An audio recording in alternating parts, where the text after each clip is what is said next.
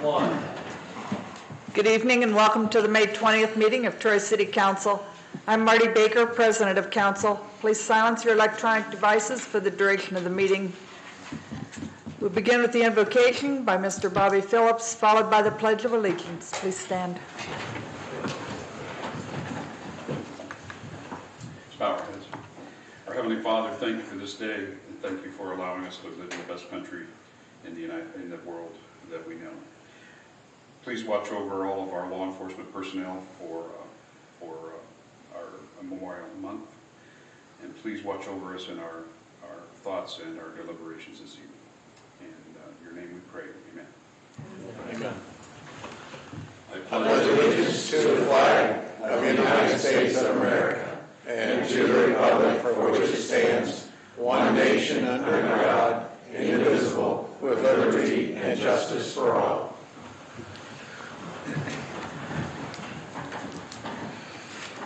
Mrs. Knight, please call the roll. Mr. Phillips? Here. Mr. Kendall? Here. Mr. Sievert? Here. Mrs. Oda? Here. Mr. Twist? Here. Mr. Swayzer? Here. Mr. Lutz? Here. Mr. Twilliger? Here. Mr. Heath? Here. All members are present. Tonight we'll begin by accepting public input on Ordinance 012-2019, which is the rezoning of in-lot 10858 on Peters Road from county zoning R1 AAA and A1 to city zoning R4 single-family residential district. Is there anyone in the audience who wishes to speak at this time on this ordinance?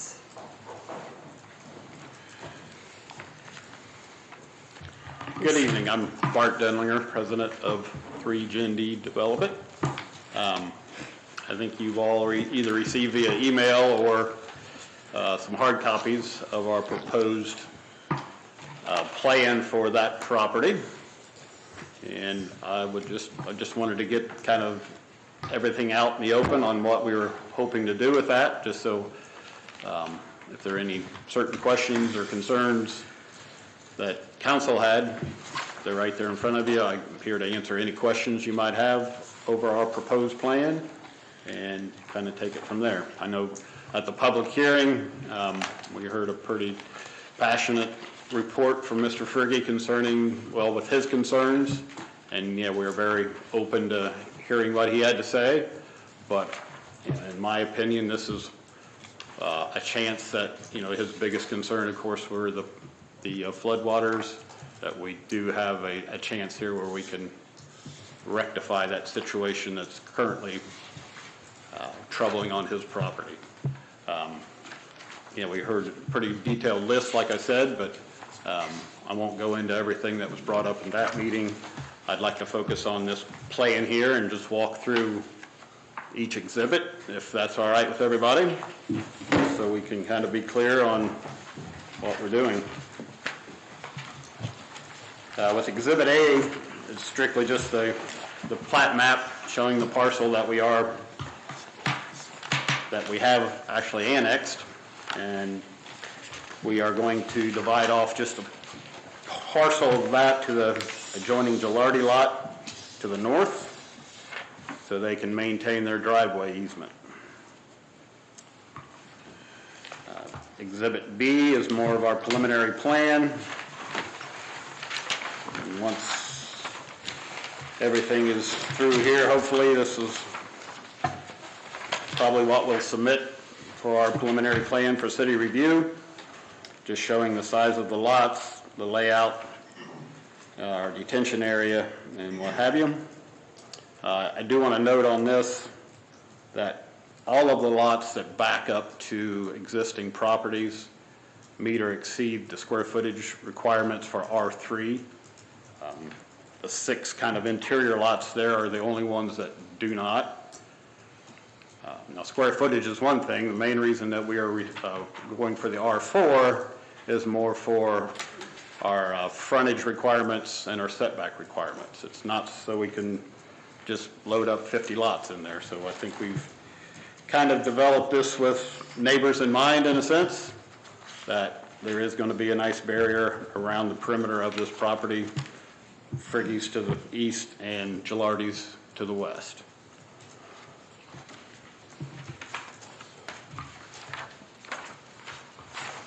Exhibit C is kind of an aerial view showing a couple of the neighboring properties. So again, you see the Friggy property to the east and Gilardi's to the west. And some of the Conwood properties, or Creekwood properties, excuse me, to the south there. Mr. Denlinger? Yes. Partly on Exhibit B and on Exhibit C here, the existing sheeting drainage of water that we were just chatting about prior to council meeting starting, it really was, or is currently, uncontrolled sheeting that flows east towards the Friggy property. Correct. However, with grading and design of the roads and some other things, and the detention pond on the north end, that is going to greatly reduce the sheeting that is flowing to the east. Is that correct? That is the intent, yes. And it will direct it somewhat back east and north towards the controlled release into the creek, and I forget the name of the creek on the north end. I'm not sure what that creek's called either. But yeah, and I do have a map further in here that kind of explains that a little bit better in detail. Okay. But that's my understanding, is that correct? That is correct. Okay. It is going to be captured Thank you. and controlled. I believe one of the concerns for Mr. Friggy was the distance of our plat to his front porch. I just want to make that very clear that our back property line of the lot nearest to his front porch is a little over 144 feet.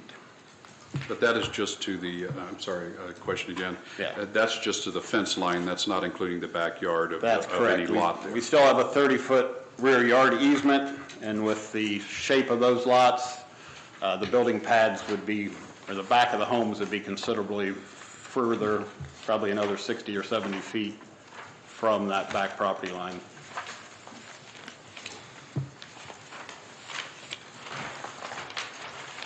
So in Exhibit E,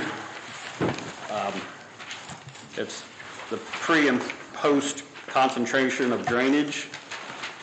So that solid red line, basically if you were to put an arrow at the east end of it, that shows the direction of the sheet flow right now of that entire property. So everything from that 10 acres and a little bit actually from Robinson's property is sheet draining to the floodplain. Now what we're showing, there's a solid blue line that says post time of concentration, is basically showing that that's being captured, brought into a catch basin on the property, and will eventually end up in the detention area to the north. And if you see that little red line, that's actually the storm outlet coming out of the detention basin that would release this storm water at a controlled rate during the major storms. Pardon,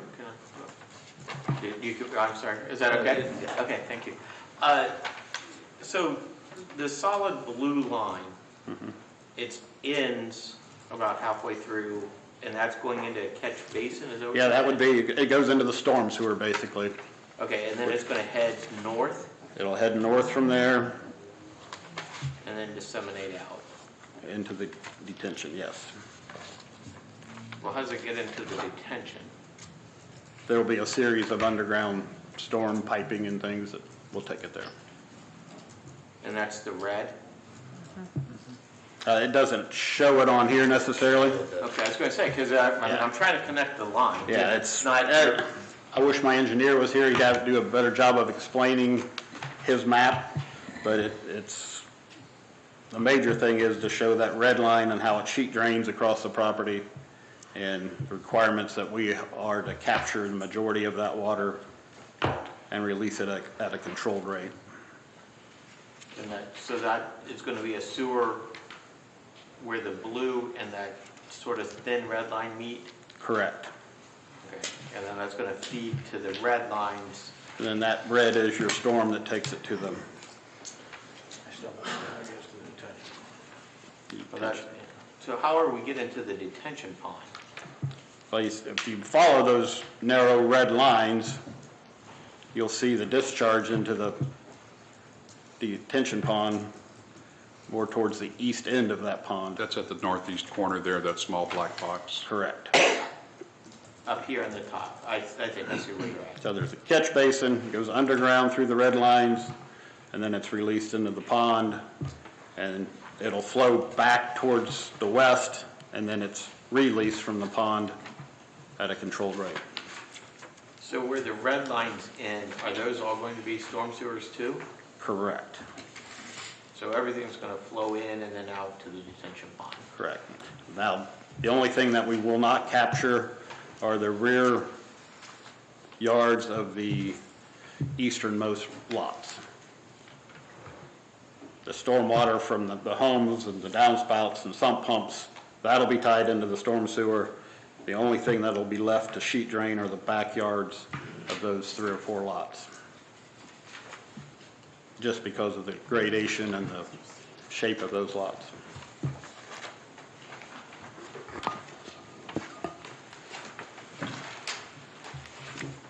Will your engineer be at the committee meeting? Yes. You said the downspouts are going to catch and go underground, and Correct. you're going to capture that as well. It's not going to pour into the yard. Nope. We won't do that. Thank you.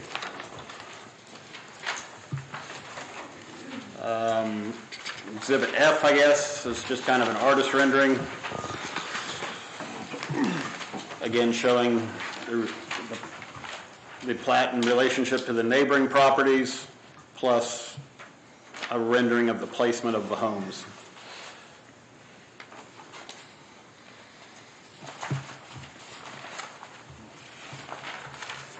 And then Exhibit G is just showing both Robinson, well, all of our heritage property, I guess we'll call it, in relation to the adjoining subdivisions.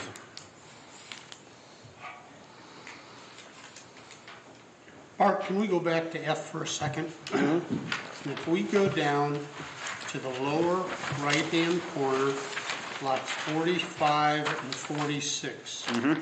What precautions do we have there in regards to capturing, maintaining, or slowing down water flow?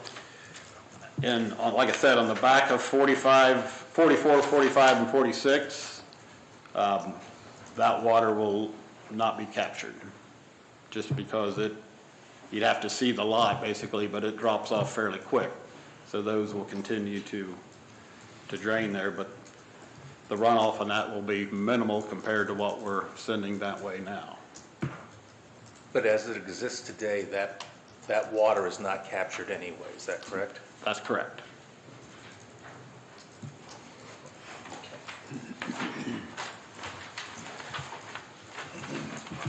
Is there any kind of a engineering discovery or such, if we, still considering those 3 lots? And if we look at everything on the map to the left, what, 7/8 of the plot design?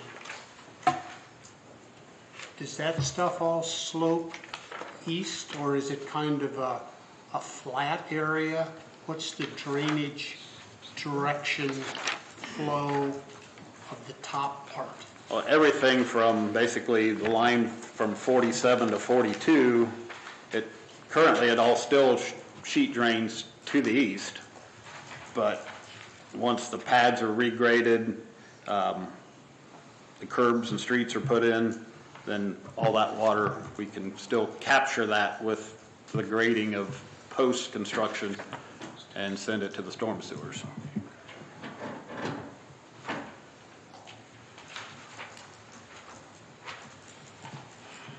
Plus the fact that the other spots go drainage directly, go from downspout gutter runoff into drains to the detention pond. Correct.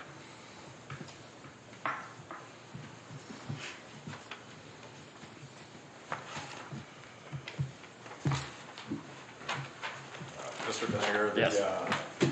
the tree line up to the east of the black line on F, is that on Mr. Friggy's property? Is that going to remain intact? Yeah, of course, anything on his property, this is a rendering on F, so I don't think it depicts that tree line as well as we might be back on C, I believe. See, Yeah.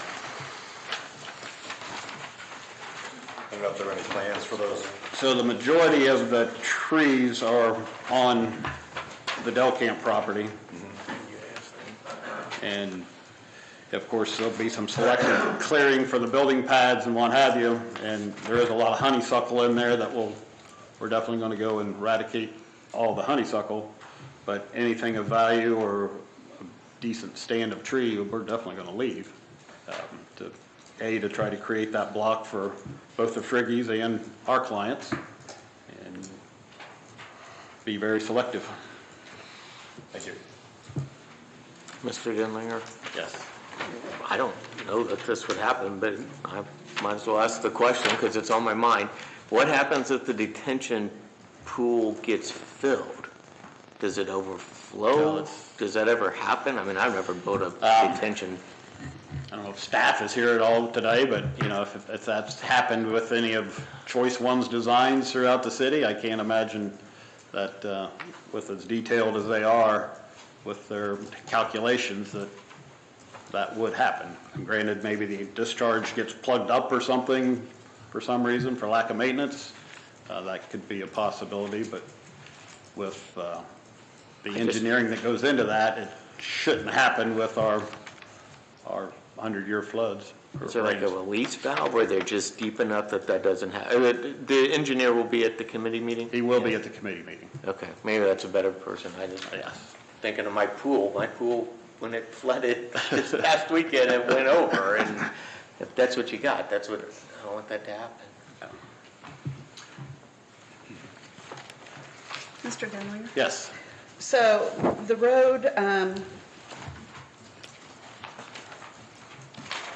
on is it Hilltop or Hillcrest? Hillcrest, right Yes. here. So does that line up right there? So it's a straight across?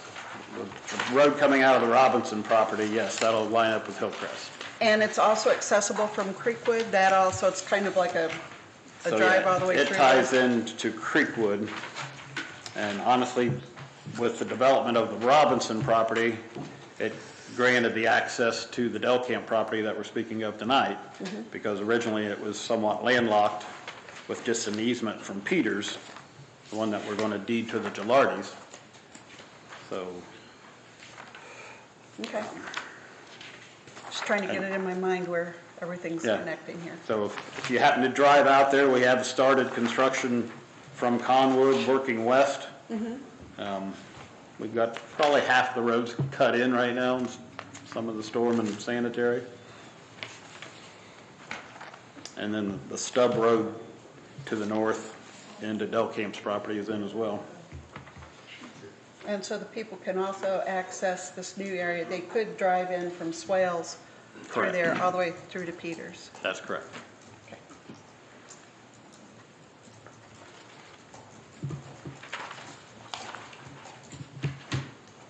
Any other questions, or? I think Mr. Delcamp is here as well as the owner. I think he'd like to say a couple words, so I will turn it over to him. Thank you. I will mention quickly at this point that the committee, Community and Economic Development Committee, has scheduled a meeting for Tuesday, May 28th at 5:15 p.m. here in the council chambers.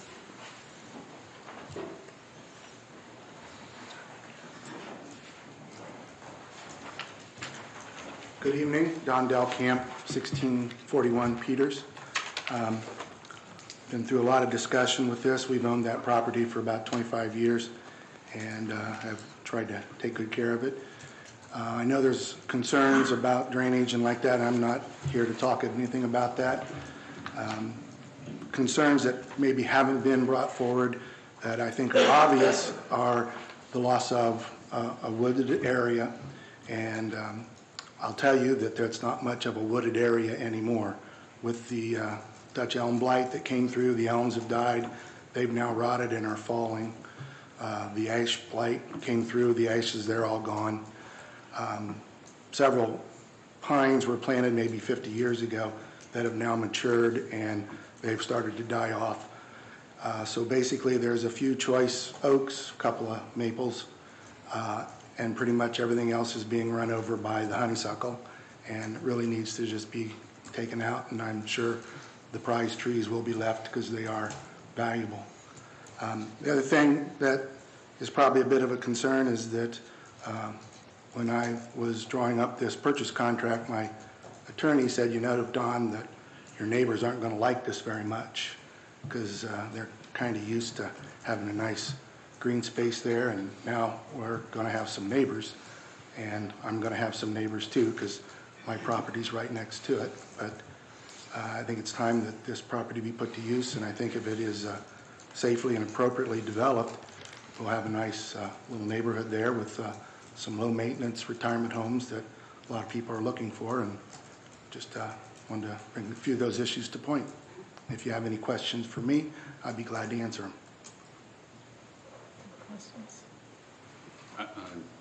It's not a question, but it's a comment of, some folks have suggested that there's going to be a lack of wildlife and that sort of thing, but I've seen the deer munching in your front yard several times, so I don't think the houses are really going to impact that too much. Now, we had up to 18 deer currently in the floodplain where our new house is. They seem to like that very well. There's an acre of woods behind our house between us and Peters Creek that is pretty well populated, as well as the Buchan property. They've got plenty of place to live, and they even go over and play golf a little bit once in a while too. Thank you. Okay, thank you.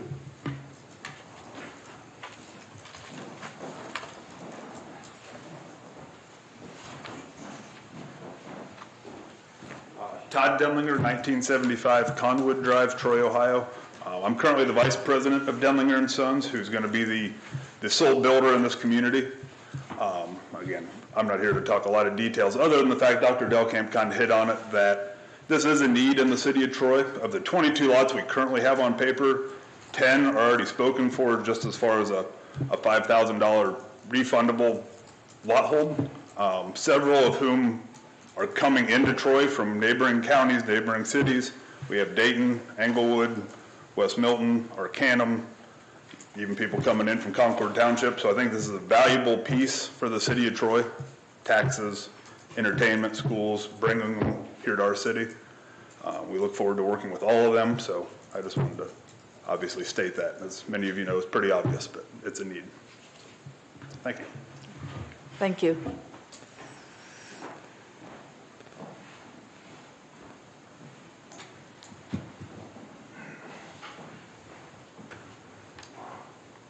My name is Janet Becht, address 2731 Fairview Court, and I'm certainly in support. I'm one of these people that wants the smaller lot. I'm retired, and my spouse also is retired, and we're both, we've been actually looking for 4 or 5 years, and we love Troy and Miami County. We did not want to leave.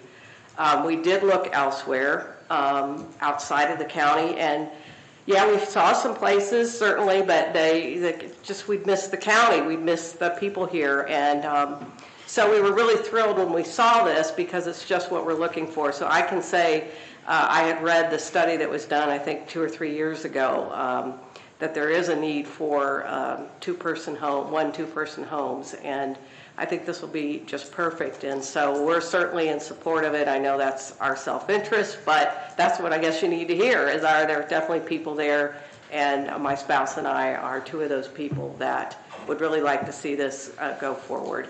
And we have all the faith in the world with the Denlingers. We've checked different builders, and we feel real confident with them, so I feel like any issues they would address. Thank you.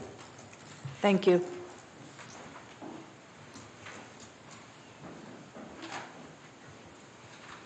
Anyone else have any comments?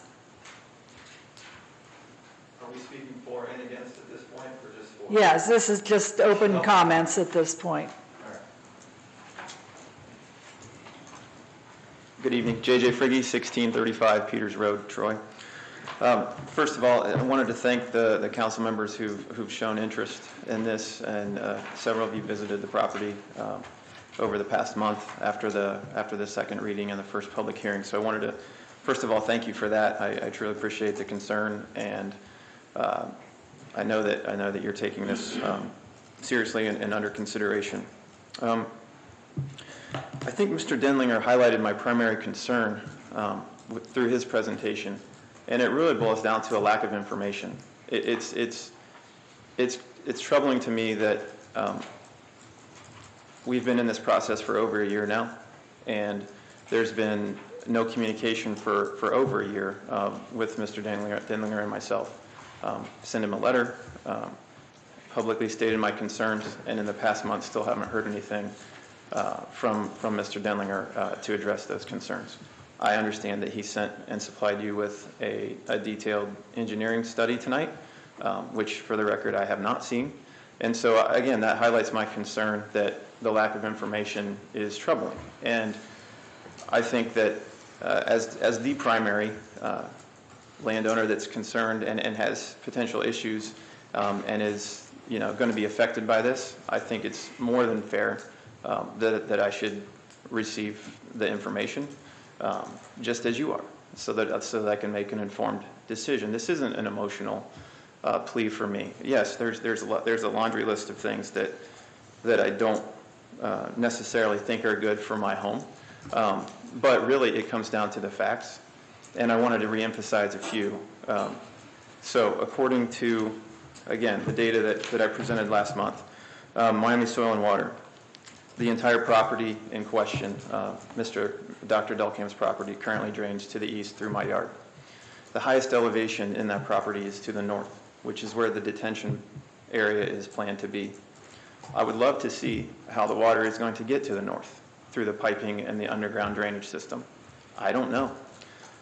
It doesn't make sense from a topography standpoint that would be where that area is to me. An engineer could prove me wrong, and I'd be happy to engage in that conversation. I haven't seen any data. Next, this Miami Conservancy District has recently published data that rainfall events in our area are substantially higher over the past 5 years. So what rainfall calculations and what events are being used in the engineering study to determine the proper amount of drainage and retention?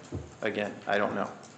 Finally, Miami Valley Regional Planning Commission, several findings and maps that I shared with you last time.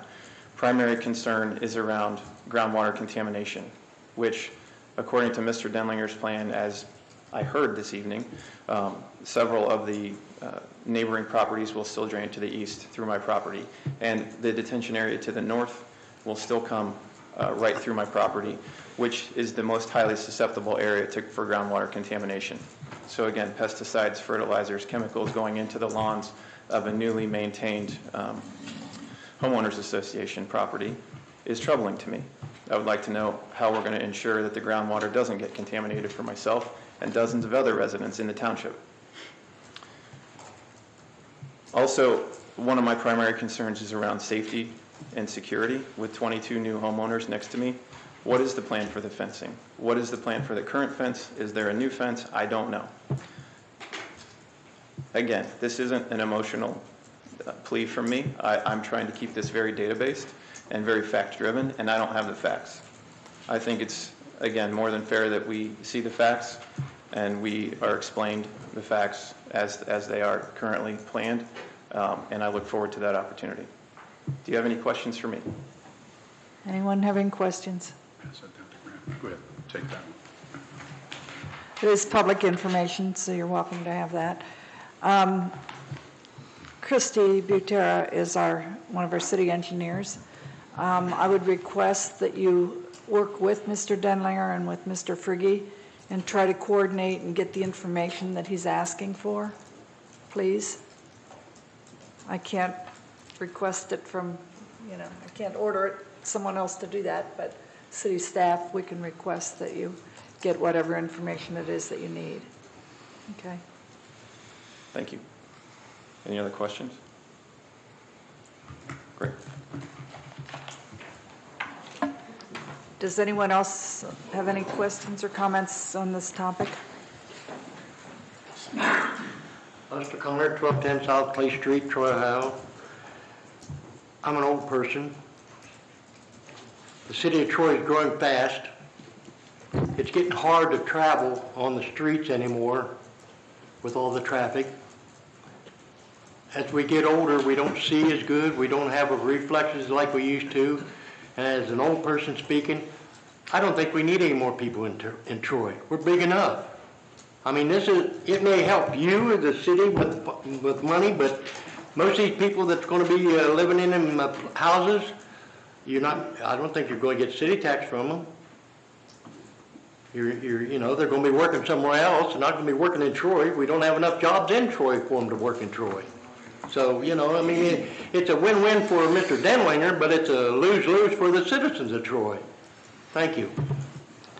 Thank you. Any other comments?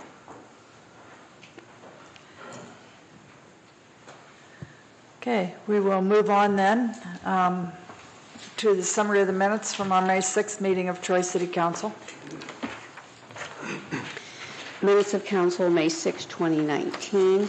Committee reports. Utilities Committee recommended legislation be prepared authorizing the city to participate in cooperative purchasing through MVCC. Committee also recommended legislation be prepared authorizing advertising for bids for a freight elevator repair project at the water treatment plant. Personnel Committee recommended that Ann Baird be appointed to the Miami County Board of Health, and that was approved. Resolution number R21, 2019, bid for the repairs to the freight elevator at the water treatment plant was given first reading and adopted. Resolution number R22, 2019, authorizing participating in cooperative purchasing program of Miami Valley Communications Council was given first reading and was adopted. Ordinance number 012, 2019, a rezoning was given third reading, and there was a request that there be additional public input at the next meeting. Following various comments, there was an executive session, and council then adjourned at 8:29 p.m. Are there any additions or corrections to the minutes? Motion to approve is read. Second. It's been moved by Mr. Heath and seconded by Mr. Phillips to approve the minutes. Mrs. Knight, please call the roll. Mr. Kendall? Yes. Mr. Sievert? Yes. Mrs. Oda? Yes. Mr. Twist? Yes. Mr. Swayzer? Yes. Mr. Lutz? Yes. Mr. Twilliger? Yes. Mr. Heath? Yes. Mr. Phillips? Yes. Minutes are approved. We'll move on to committee reports, and the first report this evening is from our Personnel Committee and Chairman Mr. Todd Sievert. Thank you, Madam President. As we discussed, I'm going to read the detailed report as I think it's factually important for people to hear the basis behind the decision. This committee met on May 13th, 2019 to consider amendments to salary ordinances to adjust some wages of part-time or seasonal employees, establish a new FLSA exempt position of communications coordinator, and establish a two-tier structure for the position of management analyst. The meeting was also attended by council members Heath, Oda, and Terwilliger, the Director of Law, the Director of Public Service and Safety, and members of the city staff. We reviewed a recommendation regarding establishing a new full-time position of communications coordinator to maintain effective, proactive communication on all of the various issues, opportunities, programs, projects, and initiatives in which the city has been, is, or will be engaged. The range for this position would be established at the Management 1 level for FLSA exempt employees. General responsibilities would include coordinating city information for distribution to residents, businesses, visitors, stakeholders, and other media, developing and maintaining effective relationships with local and regional media outlets, monitoring events that could impact city operations, working closely with city staff to understand current activities for communication with outside entities, supporting the marketing and advertising for the city, and with partnering with outside agencies, Troy Main Street Chamber, TDC, etc., assisting with the development and maintenance of the city website, interdepartmental communications and programs, city and department newsletters, etc., acting as the city's designated public information officer for all emergency operation plan activations. 2, establishing a 2-tiered structure for the management analyst position at the Management 1 and Management 2 range for FLSA exempt employees to acknowledge the new supervisory responsibilities and increasing complexities of that position. Only one management analyst position would be funded annually unless otherwise authorized by council. 3, due to the competitiveness of filling some temporary interim and pool manager part-time wage rates, the 2019 salary ordinance related to part-time and seasonal position will be amended to add 3 additional steps to the basic wage scale of $10.50, $10.75, and $11 per hour, respectively. Establish a new 5-step range for position as swimming pool manager from $11.25 to $12.25 per hour, and add 2 steps to the hourly rate of interns of $13 and $14 per hour. These increases would recognize the longevity and tenure of experienced part-time staff. Therefore, it is a recommendation of this committee that the committee supports the recommendation provided by the city administration, recommends the legislation be prepared to, 1, amend the salary ordinance for FLSA exempt employees 052-2018 to 1, or I guess A, establish a new position of communication coordinator at the Management 1 range. B, establish a 2-tier structure for management analyst position at the Management 1 and Management 2 ranges. 2, to amend the salary ordinance for temporary and part-time positions 060-2018 to add additional steps within the sections regarding the seasonal and part-time positions, establish a new range for the position of swimming pool manager, and add steps to the intern position. And that was respectfully submitted by Mrs. Oda, Mr. Terwilliger, oh no, hold on. I'm sorry, I was reading the wrong report. It's respectfully submitted by Mr. Kendall, Mr. Twist, and myself as chairman. Are there any questions from council? Madam President, I have a quick question. Yes, Maybe Mr. we Lutz? Don't know the answer to it since Mr. Tittering's not here. What would the process be to filling the new vacant Management 1 position? How would that, do we know how that would happen? Mr. Funderburg, can you please address that? The Management 1 position, did you ask? Correct, because that will now become vacant, correct? If we do, first of all, we would have to fill the Management 2. Okay. Okay? And if that is done internally, then we do not plan to fill the Management 1. When that happens, how will that happen? 2 or 1? 1. If and when, and again, that's not part of this process or plan, is to backfill the Management 1. We would have one or the other.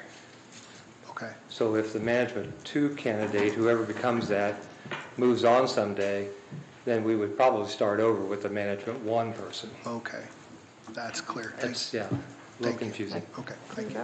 Mr. Funderburg, while you're up here, but the language in this ordinance is that Management 1 would only come if it's authorized by council to fill that position, right? Correct. That's what the report says, but that's... If we feel deemed we would need a Management 1 with the Management 2, we could do that as council, right? Correct. That's not an administrative position. Council would have to authorize it. I missed what Mr. Twist said. I'm saying if we have a Management 2 position and it's filled, and the 1 is not, council, if they deemed it was necessary to have more staff, would have to approve that Management 1 to It would be available, together to yes. be both at the same time. Yes, it would be available to do that at that point. Thank you. Anything further, Mr. Seeger? Not from this committee, thank you. Thank you. Next report is from the Recreation and Parks Committee and Chairman Mr. Brock Heath. Yes, ma'am, we have one item, appreciate it. This committee met on May 13th to consider the recommendation of the Board of Park Commissioners that ordinance provisions be amended to allow the Superintendent of Parks to permit camping only at Treasure Island Park and only for the months of April through October. Currently, this type of request requires review and recommendation by the Board of Park Commissioners and legislative action by council. This change would maintain protection for the city, but be a little easier for the applicant to navigate. There's a simple or a similar provision whereby the superintendent of parks can handle a request for the use of parks outside of regular open hours.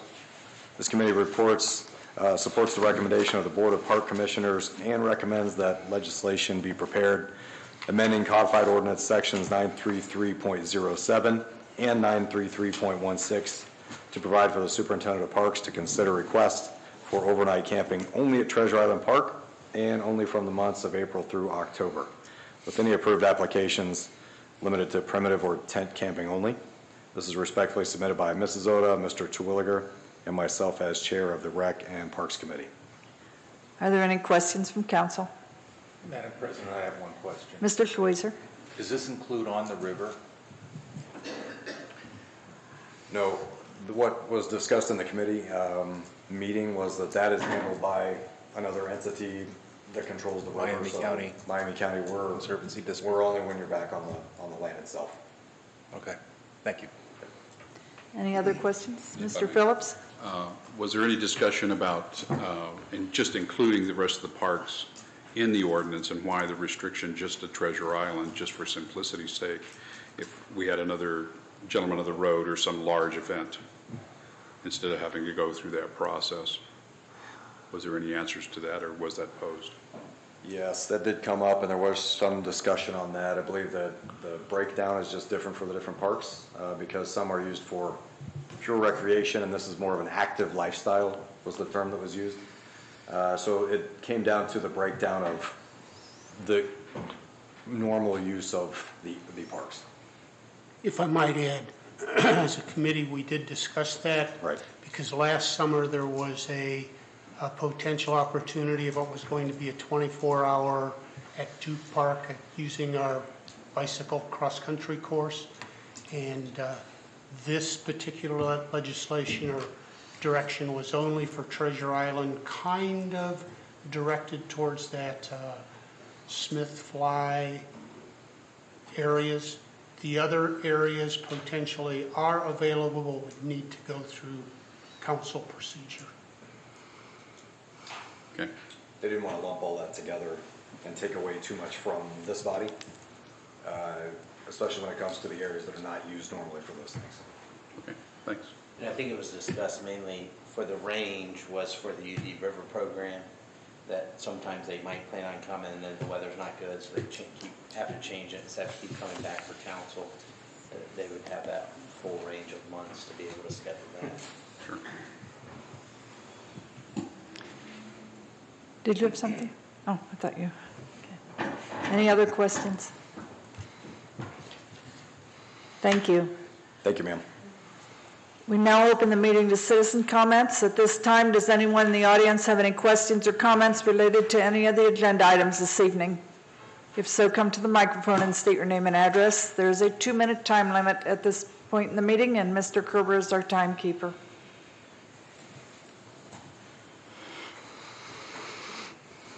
Seeing none, then we'll move on. We have no resolutions tonight. And so we will ask Mrs. Knight to please read ordinance 012, 2019. Ordinance number 012, 2019. Ordinance changing the zoning of in-lot 10858 in the city of Troy, Ohio, from the county zoning districts of R1 AAA, 1 family residential district, and A1 domestic agricultural district, to the city zoning of R4 single family residential district. This has been recommended by the Troy Planning Commission. This would be fourth reading, and this is also set by another committee meeting. Madam President, I'd like to move that we take this to a 5th reading to allow the committee to meet on May 28th at 5:15 here in the chambers. And without objection, it will go to a 5th reading. Thank you. Thank you. Mrs. Knight, please read ordinance 017, 2019. Ordinance number 017, 2019. An ordinance amending sections 933.07 and 933.16 of the codified ordinances of the city of Troy, Ohio. This will permit the superintendent of parks to consider applications for primitive or tent parking at Treasure Island Park only, and for the months of April through October. first reading. Are there any questions from council? Move for suspension. I'll second. It's been moved by Mr. Kendall and seconded by Mr. Heath to suspend the rules. Mrs. Knight, please call the roll.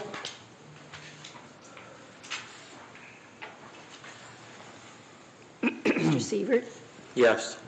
Mrs. Oda, Yes. Mr. Twist, Yes. Mr. Swazer, Yes.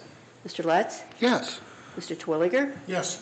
Mr. Heath, Yes. Mr. Phillips, Yes. Mr. Kendall. Yes. Move for adoption. Second. It's been moved by Mr. Kendall and seconded by Mr. Twist to adopt the ordinance. Mrs. Knight, please call the roll.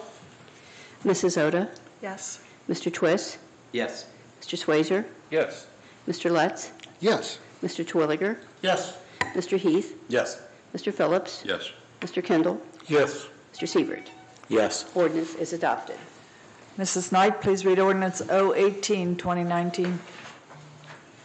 Ordinance number 018, 2019. Ordinance repealing ordinance number 060, 2018 and establishing salaries of certain employees of the city of Troy. This is the ordinance that deals with part-time and seasonal employees as recommended in the committee report this evening. First reading. Move to suspend. Second. It's been moved by Mr. Sievert and seconded by Mr. Phillips to suspend the rules. Mrs. Knight, please call the roll.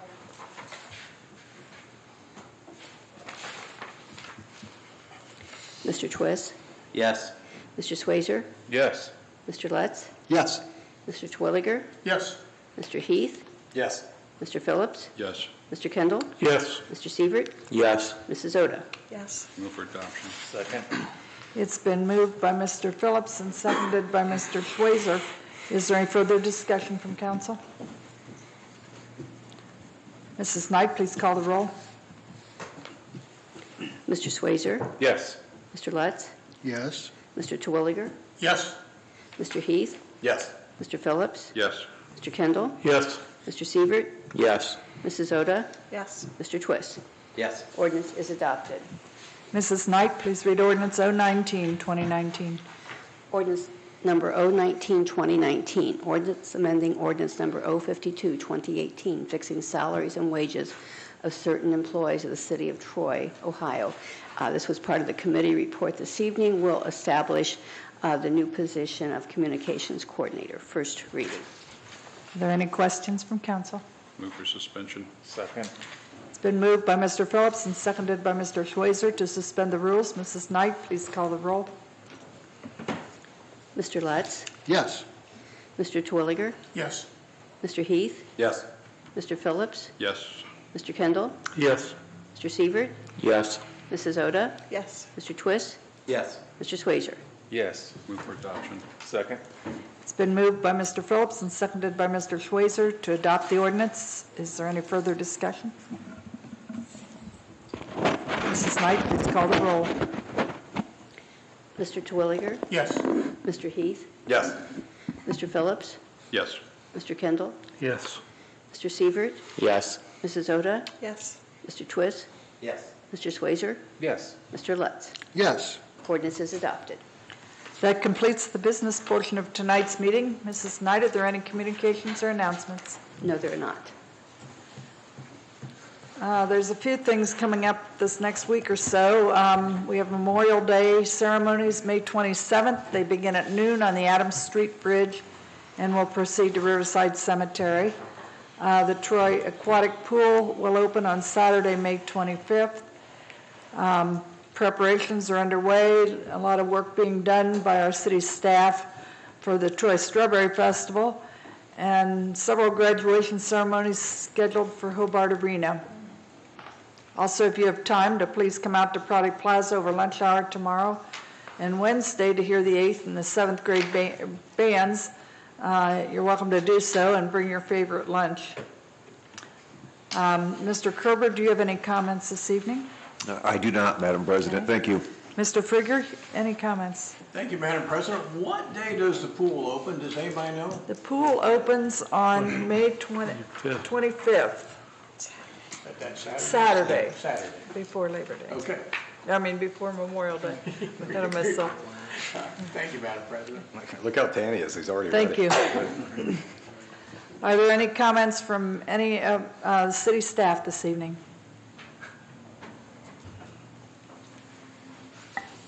Anyone in the audience have any comments? Madam President, skip my Yes. turn, I guess. Okay. But I would like to congratulate Nicole Loy and Main Street Troy. I think I read in the paper Saturday, which was Sunday, but now it's on Saturday, No, it's on. that our Main Street Troy was nationally accredited by accomplishing 10 points of measure by Main Street of America. And it's good stuff. Thank you. I don't see her in the audience tonight. Sue, do you happen to know whether or not that's a new designation or whether we've held that in the past? I was thinking that they had been accredited in the past, but I cannot say if it's been consecutive. Yeah, okay. Thank you. Credit. I think so. Anyone in the audience, any comments? And then when you get back to the other council members, I'll Okay, have something as well. okay. Go ahead. Yeah, just wanted to say this is the first meeting since the election. I wanted to publicly congratulate Mr. Schilling on his win. It's been an honor to serve on council for 6 years and 3 terms. I continue to plan to serve Troy in other ways. I've served Troy, I've graduated and grew up here, went away for the Marine Corps and came back and dug right in. And so for almost 20 years, I've been serving and doing different things within the city. So I'm excited for this chapter to be coming to a close and ready for the next chapter. I'm planning on putting that time into my business, which has really been doing well, and in my family. Also, I've got some physical fitness stuff. There's a Spartan race I really want to take first place in, so I'm going to put some different things in there. But it's been awesome. Sue, you're the true hero of Troy, I think. So if anybody needs anything from any time in history, I think we can ask you, and you probably have it off the top of your head. You've also dealt with trying to schedule things with me and around my crazy schedule, so thank you for that. And it's just been awesome to hang out with all of you here. I know we've still got 6-7 months left. So we'll finish strong and do things there and then move forward. Mr. Frigge, you and I worked in banking together, sat next to each other, so it's been neat to see this next process with you. All you guys here have helped me with the elections and different things here. Bill Lutz, you and I went to high school together, and I remember you on the practice field between doing different things, giving speeches. You said you'd be a politician from when you were 17, 16 years old. And so it's really cool for me to see you come full circle and now take the gavel. Which is just an awesome thing. Marty, you've been like a mom to me up here, that focus and that energy.